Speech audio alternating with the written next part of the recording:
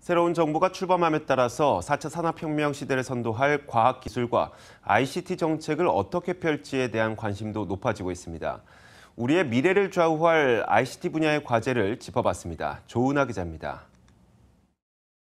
4차 산업혁명은 상상하지 못할 새로운 직장, 새로운 기업, 새로운 일자리를 만들어낼 것입니다.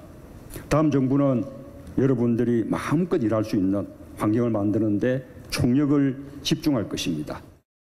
문재인 대통령이 4차 산업혁명에 국가 역량을 집중하겠다고 밝힌 만큼 새 정부의 ICT 정책에 대한 기대감이 높습니다. 하지만 지난 국회에서 통과되지 못하고 넘어온 굵직한 현안들이 많아 녹록지 않은 상황. 미방에 계류되어 있는 법이 100여 개가 이제 남아 있다고 생각하는데 그 중에서 몇 가지 정도는 크게 이해관계가 걸리지 않고 그것만 좀 되더라도 일선 판매망에 조금의 그래도 단비가 될 수 있을 거라 생각하는데 너무 오랫동안 지금 계류가 돼 있는 상황이라 좀 답답하긴 합니다. 특히 가계통신비 절감과 같은 민생 관련 ICT 법안이 쌓여 있습니다. 지원금 상한제 폐지, 분리공시제 등 단말기 유통구조 개선법부터 기본료 폐지를 위한 전기통신사업법 개정안 등이 그것입니다. 가계통신비 인하 정책의 경우 절충안을 찾아야 한다는 지적도 나옵니다.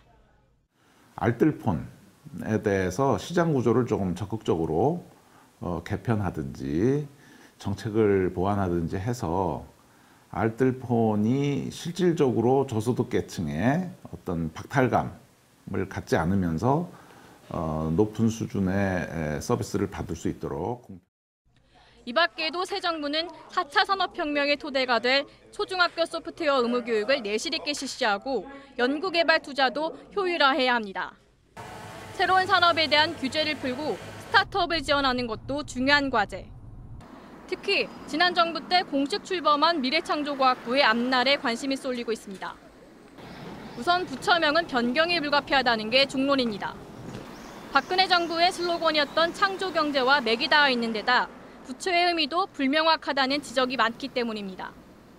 문재인 대통령은 과도한 정부 조직 개편을 지향하고 미래부의 과학기술과 정보화 시대를 이끄는 컨트롤타워 역할을 부여하겠다고 밝힌 바 있습니다. 이 때문에 당장 큰 틀의 변화는 없을 전망이지만 정책 방향과 역할은 조정이 필요합니다. 또 대통령 공약으로 설치할 4차 산업혁명위원회와의 역할 분담도 시급히 정리해야 할 과제입니다. 머니투데이 방송 조은하입니다.